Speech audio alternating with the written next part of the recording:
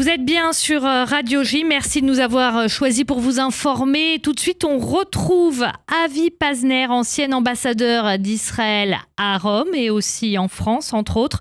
Bonjour Avi Pazner. Bonjour Eva. Merci d'être avec nous ce matin sur Radio J. On l'a vu hier, un nouveau front s'est ouvert depuis vendredi pour Israël, celui du front avec les Houthis qui sont mandataires directs de l'Iran. Est-ce que c'est un nouveau front qui s'ouvre ou alors c'est le même finalement que les deux autres ? Eh bien Eva, écoutez, ça fait déjà 8 ou 9 mois que ce front est ouvert. On oublie que les Houthis ont lancé depuis le 2e ou 3e jour de la guerre des missiles et des drones sur Israël, environ 200 missiles et drones sur Israël. Heureusement que jusqu'il y a quelques jours, nous arrivions à intercepter tous ces missiles et tous ces drones. Et puis malheureusement, un est tombé vendredi à Tel Aviv. Il y a eu un tué. Et alors nous avons décidé de riposter pour donner aux Houthis une bonne leçon. Et la riposte d'Israël a été foudroyante, comme vous le savez, et le port de Hodeïda est en flammes. Je crois que même à l'instant où je vous parle encore, ils n'ont pas réussi à éteindre les flammes. Le dommage est considérable et c'est une leçon aux Houthis. Évidemment, eux ne vont pas dire qu'ils arrêtent leur opération. Au contraire, ils ont lancé encore un missile sur Israël qui a été intercepté. Mais je crois que le fait que notre réponse n'est pas proportionnelle à l'attaque est extrêmement importante. Pourquoi ? Et pour les Houthis, Pourquoi c'est important ? pour que nos ennemis comprennent que Israël peut aussi riposter de la sorte. Regardez par exemple le Hezbollah. Okay? Pendant 9 mois, nous avons eu des échanges qui se sont confinés plus ou moins au nord du pays. Et la semaine dernière, Nasrallah avait menacé d'étendre ses bombardements en Israël. Il ne l'a pas fait encore. Mais s'il le fait, eh bien, il a vu ce dont nous sommes capables de faire à 2000 kilomètres de chez nous, au Yémen. Et là, nous sommes capables de faire encore plus au Liban. Donc, c'est une leçon, pas seulement pour les Houthis, mais pour tous nos ennemis autour de nous. Avi Pazner, cette opération suite à cette attaque meurtrière des Houthis, elle intervient alors que Binyamin Netanyahou va se rendre aux États-Unis.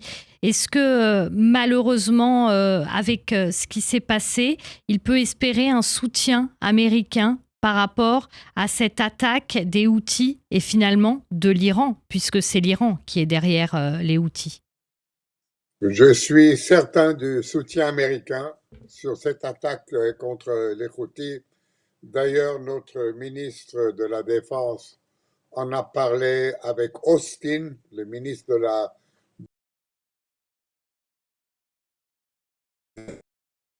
notre opération.